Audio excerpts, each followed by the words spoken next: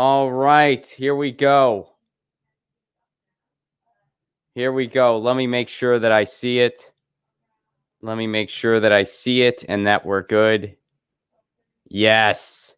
Yes, yes, yes, yes. Yes, yes, yes. All right, and we are live. We are live. What's up, everybody? Good afternoon. It is definitely afternoon everywhere. We're a little later than usual. We had some scheduling mix-ups, but we're here and we're happening, and it's today, and we're live. I hope you are well. I hope you are staying safe. I hope you are staying out of trouble, and I hope all your dreams have come true. It's exciting to see you a little later than usual. Quick shout out to the people that make this show possible first. Our friends over at ZT.com, ZHITEA.com. Their tea kind of rules, and you can get their tea wholesale now during the pandemic. Pick some up. They supply the tea to Get Your News On with Ron, and their tea is phenomenal. That's ZT.com. Our friends over at triageoil.com, TRIAGE oil.com. They make pain oil that you rub on your joints, and it works wonders. That's triageoil.com, TRIAGE oil.com. RareNaturalsCBD.com. Do you want some natural CBD you can put in your drink or you can put under your tongue and it'll relax you, it'll soothe you, it'll make you feel good? I got you covered. RareNaturalsCBD.com. And if you're a regular CBD oil user, get it from there because they make an amazing product. Plus, enter the promo code Lucy at checkout. That's LUCY, Lucy at checkout, and you get 30% off your order. Stock up on your CBD oil, folks. I use it all the time. It helps when a headache's coming on. It helps relieve that headache. It helps relax me. It helps me sleep sometimes. After an intense workout, if my joints are feeling a little achy, does wonders there, relaxes you. It's fantastic. RareNaturalsCBD.com. Use the promo code Lucy at checkout for 30% off. All right, without further ado, I am so excited to have this guy. We had some timing issues today, but we worked it out. And I am so excited to talk to him about his new book. He is a senator. He is an activist. He has his own institute now, and he ran for president in 2008 and 2020. You know this guy. He needs no introduction. Please welcome to the show, Mike Gravel. Mike, how are you? Very good. Thank you for having me. Thanks for being here. I'm so excited to talk to you about your new book. So I read your book, I guess about 2 months ago, and it's called The Failure of Representative Government and the Solution. And basically what goes on in this book is that we have this preconceived notion that only our elected lawmakers can make laws. And it turns out that's not entirely the case. So what's going on there? Well, first off, there's a little complication on the book. I've switched publishers from Author House to Go To Publish, and so there may be sort of a burp when you try to buy it. You can, but I'm sure you can get it on any of the book locations, Amazon et al. So the book is The Failure of Representative Government. Now, what the book really points out is that the failure of representative government is all over. All you got to do is look around. Sure. It's self-evident. And the barrier to applying the changes that are recommended in the book is the Constitution itself. You know, we have such a hubristic reverence for the Constitution. Well, that's the wrong document. We need that reverence for the Declaration of Independence. It's the Declaration of Independence that had the moral character to go ahead and state that all human beings are created equal. Boy, that's not what the Constitution says. And in addition to that, the Declaration of Independence points out very accurately that the people have a right to change their government. Well, boy, that's not what the Constitution says, because there's no procedures in the Constitution to permit the people to change their government, because there's a monopoly in the Constitution so that the elites who control our society can perpetuate themselves with the existing Constitution. And then, of course, the Constitution set in motion 12 short years after the Declaration, set in motion the continuation of slavery for perpetuity. It took a civil war to correct that, but it wasn't really corrected. We were visited with the abuse that took place from the Civil War to the present day, and it's been a horrible abuse. I can't tell you how bad. When you go from decade to decade to decade, and lynching and the Uncle Toms, it really is appalling, and that's what's permitted in the Constitution. So little wonder we wake up today and the issue of Black Lives Matter is before us. Of course, Black Lives Matter, all lives matter, but what we don't have in the present form of government is the ability to make those changes so that Black lives really do matter and is backed up by law. That's not what's going on today.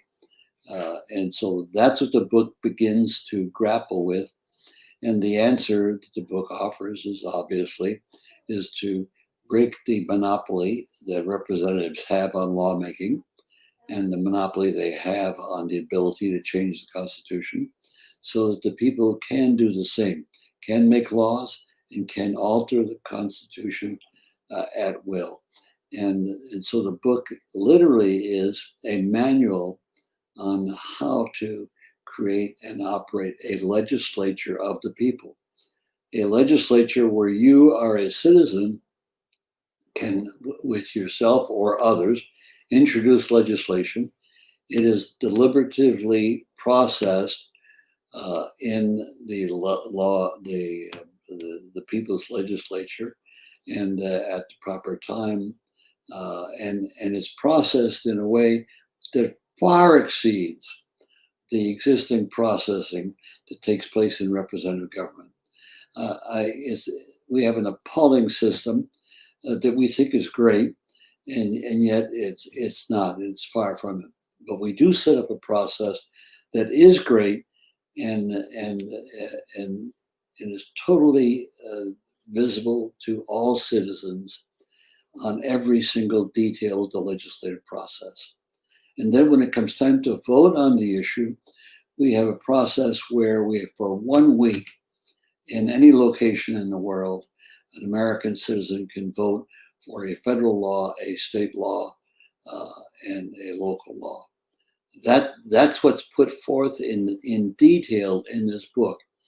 The problem we have, Ron, is that we cannot proceed until the people understand their own power, and they don't now, not at all. We've been all hoodwinked by the elites who control our society, who have militarized our society, and there's nothing we can do but just tag along, unless people can acquaint themselves. That's why it's so critical for this book to become a bestseller. And we don't have the resources to make it a bestseller, but if enough people will read it, and I just had a very pleasant experience. A friend of ours, my wife and myself, who's in her 90s, I'm 90 years old now, and all of a sudden, and I probably gave her the book a year ago, she called and said, "I just read the book, and you are right on with the answer." So the problem is how do we get people to read the book? And Ron, what you're doing by advertising the book on this program and letting me talk about it is contributing in that regard. Well, glad to do it. So just to be clear here, so there is basically, you're saying in the Declaration of Independence, there's clauses there that says we the people can basically enact our own laws. We don't need to just rely on Congress. We don't need to just rely on the Senate. We can just kind of just have a gathering of citizens to enact our own laws, be it on the local, state, or federal level. Is that correct? Very much so. In fact, I'm trying to dig out the section here where I can read it to you. Where is it? Well, you got the book there too. I do. Look under chapter. Let's see, the Constitution. Is it maybe 3? The founders. Hold on, here it is. I got it. Oh, okay. It. I'll just read it because it's that. I once rewrote the Declaration of Independence to make it germane, but I can't find that document. But we hold these truths to be self-evident, that all men are created equal. Essentially, all human beings are created equal. Mm-hmm. That they are endowed by their Creator with certain inalienable rights, that among these are life, liberty, and the pursuit of happiness. That to secure these rights, now keep in mind, to secure these rights, governments are instituted among men, deriving their just powers from the consent of the governed. Here, that's us. The power the governed. Any government has, it has it as a result of our consent. Yeah. Okay? It's right there. Now, here's where it says that whenever any form of government becomes destructive of these ends, it is the right of the people to alter or abolish it. Now, that's not what the Declaration, with the Constitution says. The Constitution says that only elected officials in Article 5 can change the Constitution or make laws. But so which is the better document? Which is the document we should revere? We should be revering the Declaration of Independence and understanding the limitations that exist, substantial limitations that exist in the Constitution. Yet it's the Constitution that we swear fealty to defend from anybody and everybody. No, we need to be able to change the Constitution so that it does respond to what the Declaration of Independence says, which is the right of the people to abolish it. They're talking about the government. So that's the barrier. So what we need to do is to have people read the book and understand what it says by comparing the Declaration of Independence, which is the document we should revere, and not the Constitution. But it serves the interest of the elites and the people who control our society to drug the American people into a revering of the Constitution to the point of absurdity. And that's what we're doing. And so when you look at where's the problem right now to making some fundamental changes, the problem exists in the Constitution, which does not provide for the American people to make those changes. It leaves all that power in the hands of the elites who control our society. So we have a society, a government, a civilization that's ruled by a small minority, as opposed to the possibility of having our society governed by the majority. That's the task. And what the Constitution, the Declaration of Independence addresses is the majoritarian rule. What the Constitution addresses is minority rule. Now, until the Americans begin to grasp that difference, there's no chance that we'll be able to make any changes, because the elites, through the Constitution, will continue to hold us hostage to their power. So, like, looking at it from an execution standpoint, like, what would be some ways? I mean, I know in the book you talk about like the idea of a gathering in Philadelphia or something like that, where people just gather to come up with policy. But what are some different ways you think we could orchestrate something like that, where we say, hey, look, we have these rights in the Declaration of Independence. We, the people, are no longer going to tolerate X, Y, and Z, whatever it is. And here's our proposed solution, and we are within our right to do this. Like what kind of Well, Ron, what it is you're slightly misunderstanding what's in the book. okay. What's in the book is the fact that a group of individuals, they call themselves Philadelphia 2 because Philadelphia 1 was the convention. Right. We're now setting up a process to correct the failures of the Constitution. So we might as well call this group of people Philadelphia 2. Now, this is a group of people that just come together. They don't have to incorporate. They can operate under Robert's Rules of Order.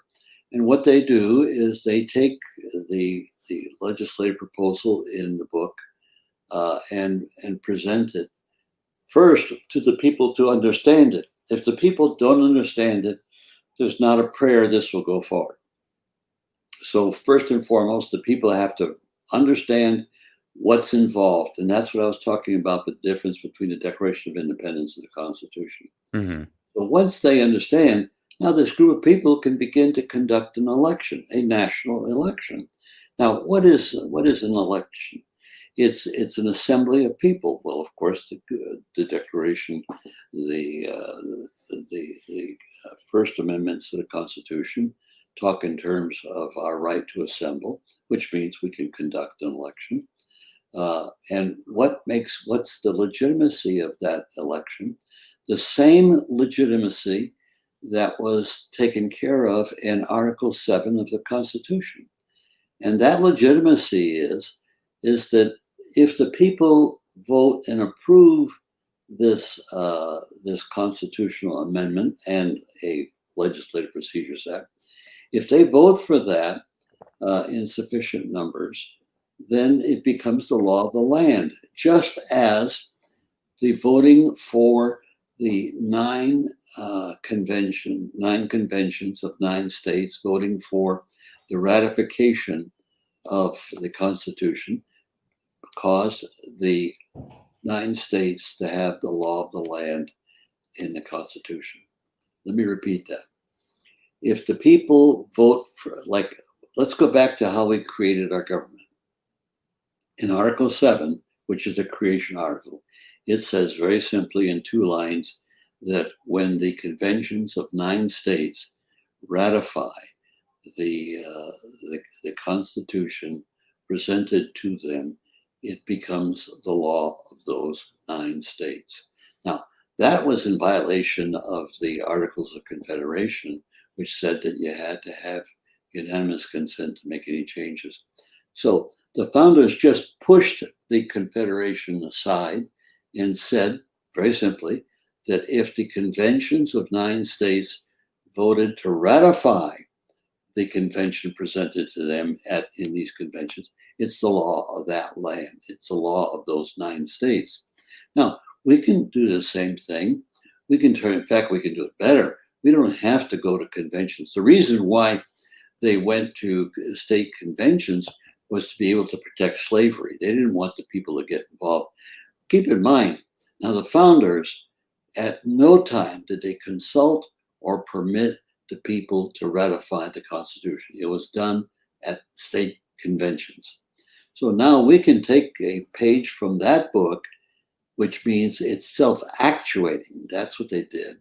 They self-actuated their government by voting for it in conventions. Now, what we can do, because of today's technology, we can ask all Americans, do you want to become a lawmaker? And if the Americans say they do, then they would have to vote in sufficient numbers for a legislature of the people and a Legislative Procedures Act. These are 2 pieces of legislation that become legal because the American people vote at a certain standard for them. And that standard is very simple. the number of people who voted in the last presidential election, if they vote in a majority for this amendment and this Procedures Act, if they vote for that in that majority, it becomes the law of the land, just as Article 7 made the 9 states ratifying the Constitution the law of those 9 states. That's the dynamic of what's involved. So here are the steps. One, people have to understand what their powers are, what they are, and the best way to do that is to look at the Declaration of Independence and the Constitution and compare the two. Then the next thing they need to do is to be able to have a group of people that will present a proposal written out in detail to the American people. Now, the American people will vote or not vote for this based upon the level of integrity, the level of honesty that the proposal is presented in. So now, if the people do not have any confidence in the ability in the law that's being presented to them, if they don't understand it, if they don't support it, then it goes nowhere. But if they understand it and vote for it, it becomes the law of the land. And that's the dynamic of what's going on in the book.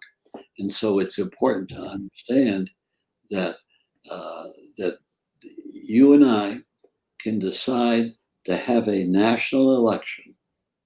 And if enough people vote for it, that instills that national election with the integrity of its enactment. In other words, if the people don't vote for it in a sufficient number, then it goes nowhere. So for the people to vote for it, they first have to understand it, which is what I'm advocating, that people need to read the book, discuss it, and understand it. And once they understand it, then a group of people can put forth the legislation in a national election. And if sufficient number of people vote for that, based upon the fact that they understand it, that they see the integrity, they see the transparency, and they see that the national election that I'm talking about is better than any election that's ever been conducted by any government in the world. So that's the dynamic of what happens. So it's the people voting to empower themselves as lawmakers and to do that with total transparency that then makes it. See, the key, in the constitutional amendment, the first section that deals with the people voting to their powers that exist in them. The second is a section that lays out the fact that the people vote, that the election that's being conducted by the Philadelphia 2 group, the fact that they're conducting the election and the people vote for it means that the people buy into the process of the election. That's essentially what happened with Article 7 of the Constitution, creating our government, and we're doing the same thing. But what's important is that the integrity, the honesty, the transparency of the Philadelphia 2 election has to be above reproach, because the people will buy into it if they understand its transparency.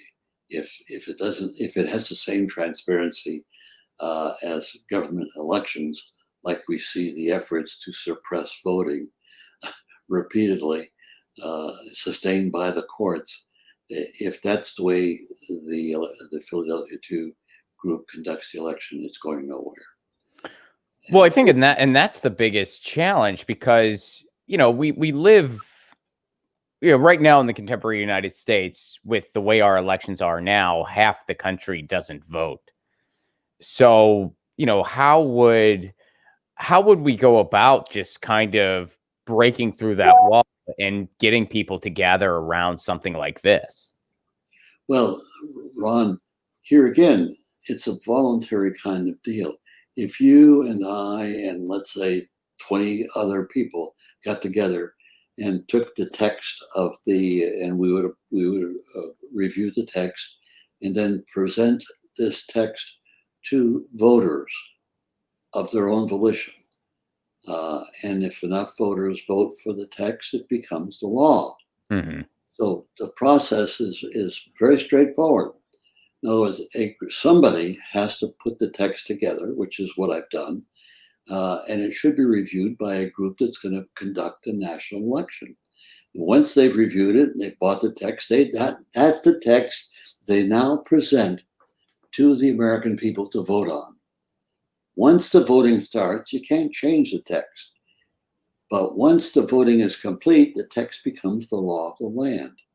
That's the difficulty to understand the dynamic of what's going on. And as I rewrite the book to go to publish, which we'll have out in 3 or 4 weeks, I'll treat at length the comparison between the Declaration of Independence and the Constitution.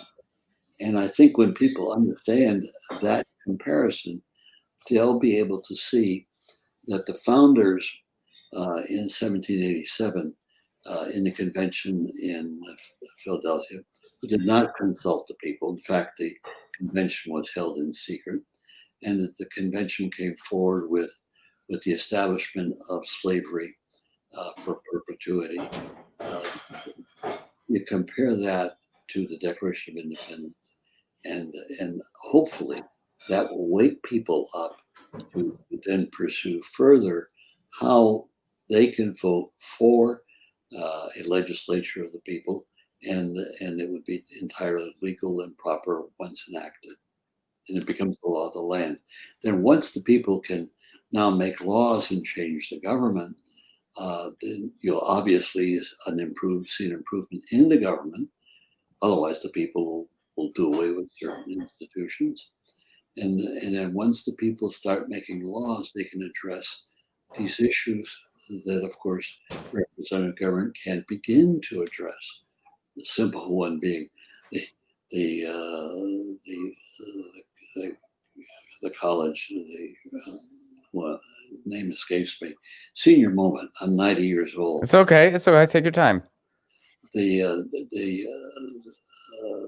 Well, you know the way we run elections. Electoral college or Electoral college. Yeah. Well, electoral college is ridiculous. Absolutely. Here, I can cite you 5 ridiculous things that the founders put into the Constitution, which are totally egregious and are not democratic and do not help the American people. The first one, they established that a black person is 3/5 of a person for denominating the membership of the House of Representatives and for the election of the president with the Electoral College. That's the first thing. Now that was corrected with the Civil War, but of course the Civil War did not correct the ills of slavery. They just transferred it into other forms of discrimination. But the next thing that they put in was Article 5, which gave a monopoly to elected officials, our representatives, gave them a monopoly to make laws and to change the government. Yeah. People couldn't do that, but your elected officials could. And then the next thing that they did after that is to create the United States Senate, which I served in. It's a very undemocratic body. We represent geography rather than human beings. So there you go, 3/5 of a person, the Electoral College, the Senate, and the next one is, of course, the establishment that elections are held by local and state government, which means that they control the federal establishment. And that, of course, brought up the whole issue. And that was done to protect slavery. So now you have the 4 elements: Electoral College, Article 5, the Senate, and the control of elections at the state and local government. Look at the mess we're in right now. We're having elections all over the United States, and every state is different. And within states, there are differences. And so there's no constant continuity. Compare that to the government of South Korea, where you have one institution that conducts all elections. And of course, it has a greater deal of integrity and a consistency and a uniformity.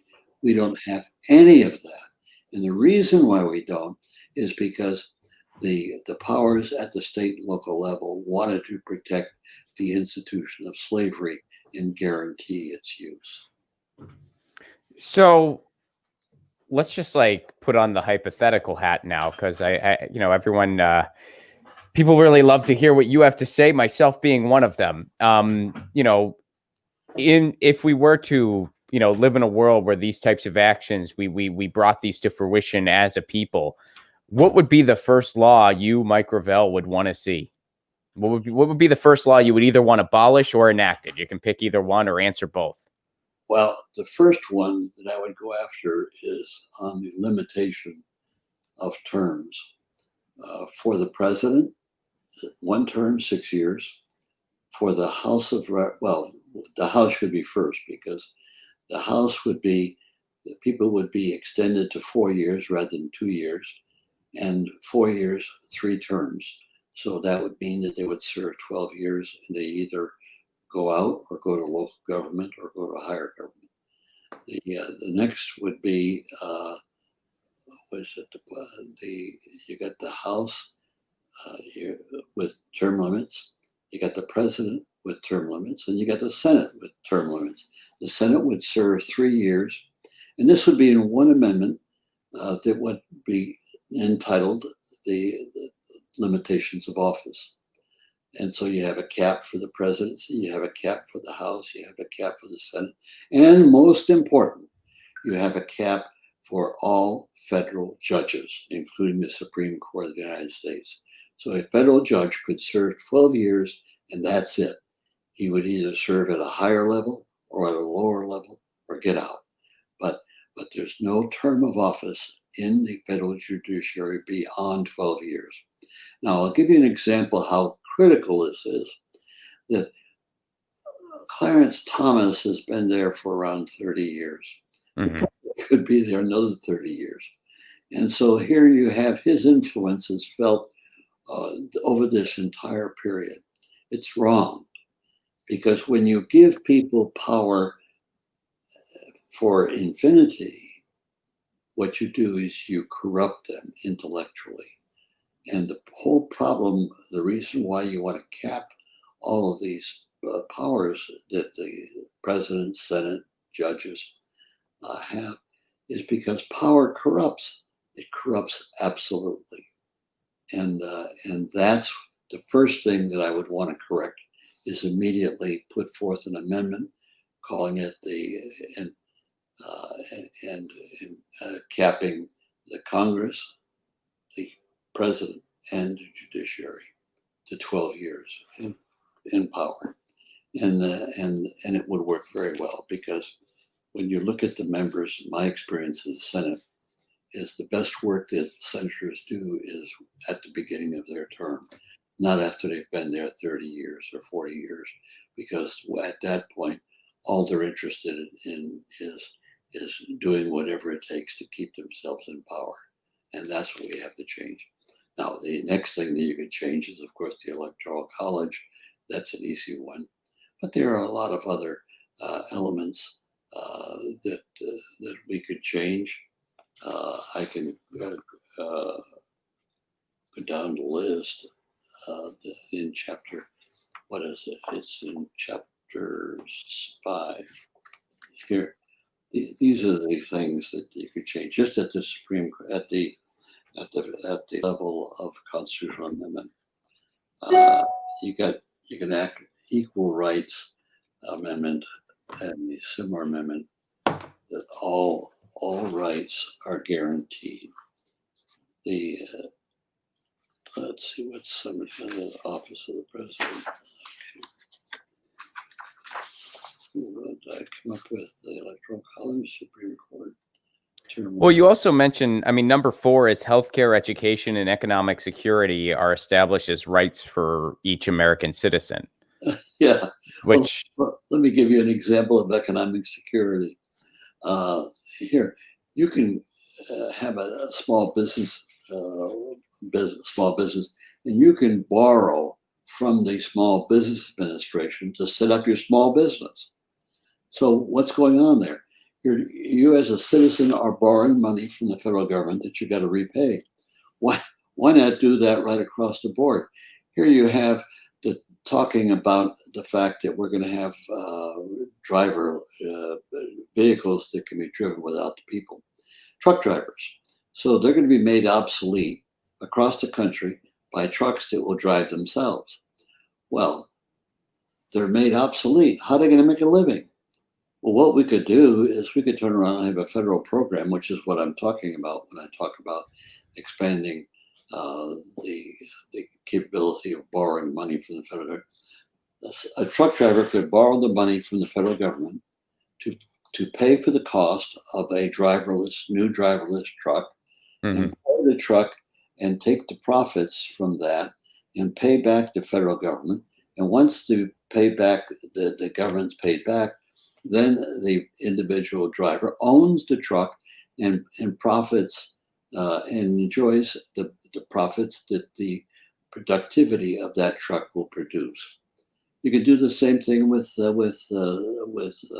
windmills. You could turn around and say, okay, we'll take a farmer that's got a 5 acres plot of ground. That farmer can go out and incorporate that 5 acres with 4 other people who have no net worth. And so now they have this incorporated, and they borrow $5 or $6 million from the federal government to put up a windmill to produce energy, and the way it's structured is that the initial funds that come from the sale of that energy would be to repay the loan. And after the loan is repaid, these 5 individuals become millionaires because they own this productive tool. So what I'm saying is, by democratizing our economy, and you could do it by setting up, going to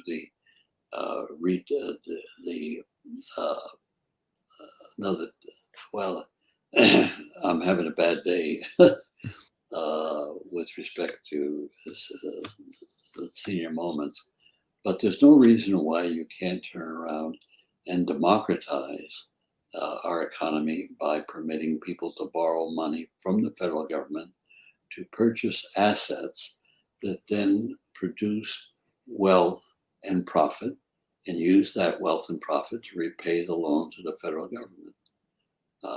And that is something that is easy. We do it right now with the Small Business Administration. Why not do it so that Americans can acquire the productive wealth of assets? And of course, that's the whole definition of how it works, is that profits have to be available from a productive asset to pay for the cost of the productive asset. If it doesn't produce the profits, you have no asset.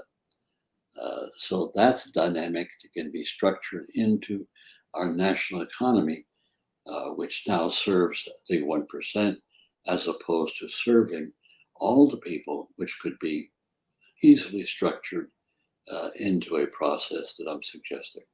And this, of course, could be done by people who have the power to make laws. Which, of course, getting back to the book, to go back a little bit, that is we the people. You're calling for, an assembly to change the way the Constitution is orchestrated so that we the people can propose laws. Right, and that's it. You hit the nail on the head. First, they have to understand. The people have to understand that they can do this. Mm-hmm. Once they understand that they can do this, then they just got to go do it, which means that a group of volunteers, creating Philadelphia 2, presents they conduct an election. Now, this is not an easy task. Right. We're talking about a cost of an election that would equal the cost of a presidential election. We're talking probably $1 billion that it would take to properly organize and conduct a national election where people would be able to vote and be guaranteed through transparency what their vote is doing and how it operates. And that's where the results come about. That once the people understand it, then vote, then they have created, and the book is the manual, as it says in the back, is a manual to create and operate a people's legislature. That's what they can do. Now, the elites aren't going to do it. Representatives aren't going to do it because it dilutes their power. Now, once we empower the people, then they become the senior partners in this association. And that's what needs to take place, is the people have to. Now, the reason why not only is there an amendment to this of the Constitution, but there is a federal law, and that law is the Legislative Procedures Act. If we just passed the constitutional amendment empowering the people to make laws, we would have anarchy. It wouldn't work.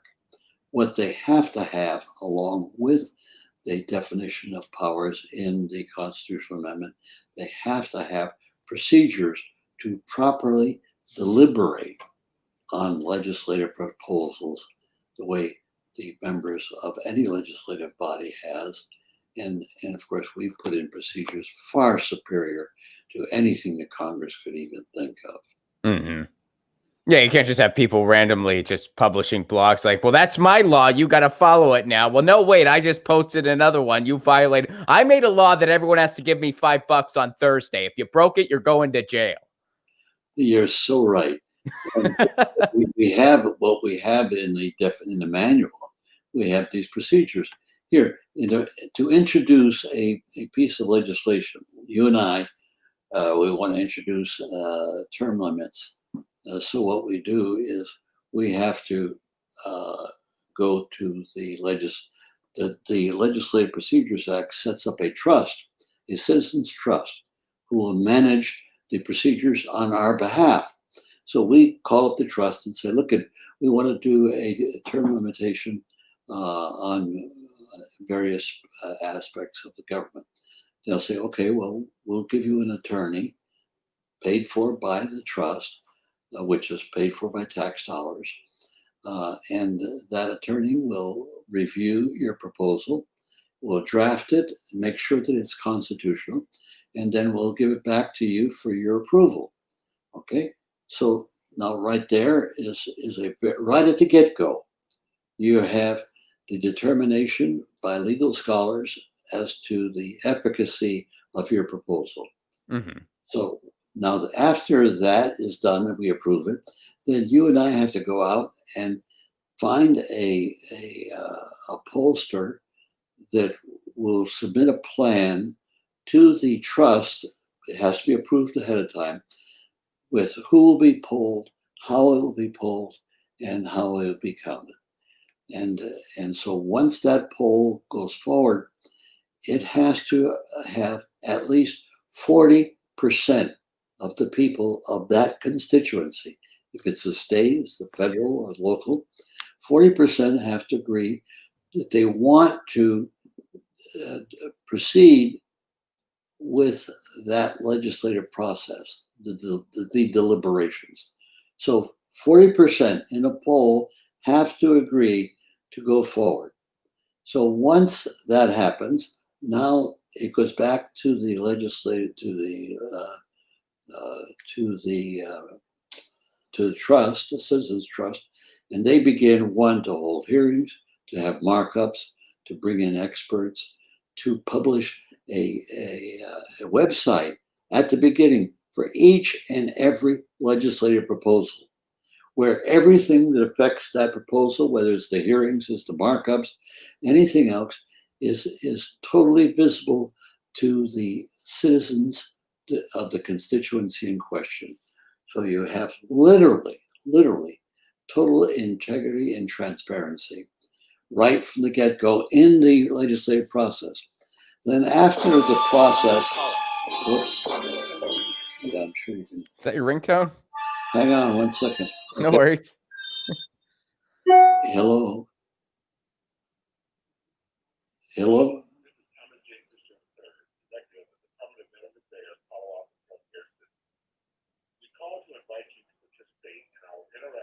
Are they inviting you to the debates? Are they? No, they were. What's that? The VA invited me to a webinar, and I'm not up to that. Oh, okay. Here I thought they were going to invite you virtually to participate with Joe and Donald. I'm on your team. I'm a little too controversial for an expose. But, okay, so now we're processing the legislation by setting up a website, by holding hearings, by holding markups where people can go in and bring in additional experts and then sort of deliberate like a subcommittee or a committee of the Congress. And then after that, that whole process, that information is sent to the legislative body that governs, like if it's a national legislation, it's sent to the Congress. And the Congress has to take this information that we've produced, and they have to have an advisory vote within 90 days. And after the advisory vote has been scheduled, well, then what we do is we schedule the election. Mm-hmm. The election now is going to be held over a week's period, 24 hours a day for 1 week. And with the technology, you can vote for anywhere in the world on a federal issue, on a state issue, and on a local issue. Mm-hmm. Now, and it's going on for a week because unlike the way our government works now, we actually want people to participate in this. That's right. We want people to do this. Not only that, they can only vote on 52 federal issues in a year, 52 state and 52. Now compare that to the thousands of legislative items that are introduced in the Congress every year. So here now you have another limitation. You have a limitation of 40%. Then you get a limitation that people can vote for. The fact that they can vote for a week in length means that you limit the amount of issues that can be taken up. And that's purposeful because you can't have a legislature of the people where millions of people could be voting and have the ability to have millions of legislative proposals before them. That would make no sense at all. So the Legislative Procedures Act, which took this whole process took more than 25 years to put together.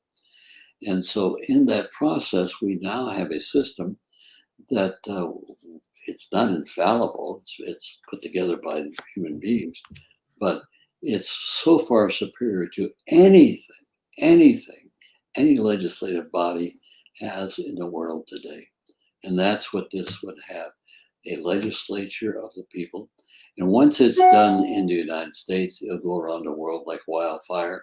And there's no reason why you couldn't have a global legislature of the people where millions and millions of people could vote. There's no limitation to how this works. It's structured in such a way that you can have all of Europe voting on a piece of legislation rather than pell-mell through the EU. And that's what's so interesting in reading the book, is to analyze how this could apply and how these individual things in the manual are there not by accident, but as a result of thoughtful deliberation and vetting and agreement. That's the dynamic of what's involved in a legislature of the people. And this legislature of the people will put to shame any representative legislature anywhere in the world. So where can people go to get this book? Should they just go to the Institute? Well, right now, no. Well, we're in a confusing situation, and I think part of part of the confusion is my age, and the fact that the institute is operated by teenagers and people 21, 22. So we're trying to shake that out. And as soon as we get the book completed in the republication, which is what I'm doing, it'll be published by Go to Publish as opposed to Author House. Okay. And so, but it's available now. You could go to Amazon. Now there's two books out there. There's the Citizen Power, which describes this also. It's not the exact manual as we have in the Failure, but it's close enough for government work, so to speak. And so I would say you could go to for the buying the Failure. I think it'll take another 3 weeks before I have it finally out there for you to purchase. But in the meantime, people could purchase. Now, you could purchase these both as soft cover and also as an ebook. And so as an ebook, you're talking about $3. And as a soft cover, you're talking about $14. Now, with the pandemic, unfortunately, the cost of transportation is really, it's $5 or $6, which is really ridiculous. But it is what it is in this unfortunate time. But I would recommend if you've got a budget, go ahead and take the ebook. It covers the same ground that I've just described for you, and you can the ebook for Citizen Power and the ebook for the Failure of Representative Government. Now, in a month, I should have things worked out with respect to the organization. People could go to my website, MikeGravel.com, and you could buy the books there. I don't think that we're still working on the link for the Failure, but I know that the link for the Citizen Power is in good shape. So you could go to MikeGravel.com and buy it there. All right. We'll have the kids, David and Williams, McGowan, working on the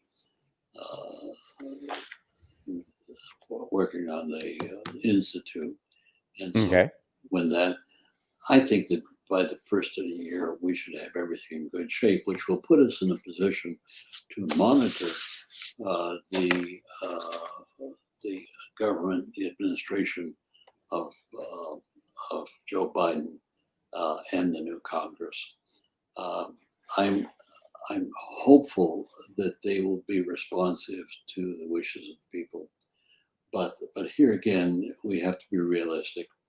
The Democratic Party is as controlled by the elites as is the Republican Party, except that the Republican Party is now drinking the Kool-Aid of Donald Trump, and it's the Republican Party that's been so oppressive with their measures to stop people from being able to vote in a democratic fashion. And of course, we make such a case about the fact that we're so great because people can vote. But what about the fact that people that are denied voting, and that's just not an instance. That is really quite general in the operation of our elections. Well, thank you so much for doing this interview. Thank you so much for illuminating some of the stuff in the book. Folks, again, that's MikeGravel.com. The Gravel Institute can be found at gravelinstitute.org. And the book is called The Failure of Representative Government and the Solution. You can search for it wherever you get books, and the link should be up soon. And then there's Citizen Power as well. And also at MikeGravel.com. MikeGravel.com. Okay. So, and I apologize for having so many senior moments. Oh, no, thank you. Thank you so much. I mean, there was so much. I mean, again, and I wish, I read the book a couple months ago, so it wasn't incredibly like fresh in my mind, but I remember just thinking, wow, I never thought about it this way, but we can certainly do this. So thank you so much for enlightening all of us on this. Well, let me just point out that, Ron, the book took 30 years to put in place. Wow. And so reading it once is fine, but you have to reread it every few months. Now you can reread it in a sitting. We're talking 120 pages, It's a short book. Yeah. so you can read it in one sitting. But I would read it 2 or 3 times over a period of a year, and every time you're going to read it, you're going to have a light up. Oh, I didn't understand that was in there, or how does that work? That of course is the dynamic of trying to write something for the people to first and foremost understand, and that's what I've tried. Well, thank you so much for being here. I appreciate it very much. And Jonas, thank you so much for the super chat contribution. You keep this show on the air. Dude, you still need more contributions. I feel you, Jonas, but we're all trying. And thank you guys so much for being here today. And Senator Gravel, again, thank you so much for giving me some of your time and for bearing with me through the issues we were having earlier. And thanks for writing this book. And I encourage everyone to pick it up. Again, MikeGravel.com. GravelInstitute.org, and you can find this book wherever you get books. It's The Failure of Representative Government and the Solution and Citizen Power. Thank you so much, Senator Gravel. Thank you. Thank you. Peace.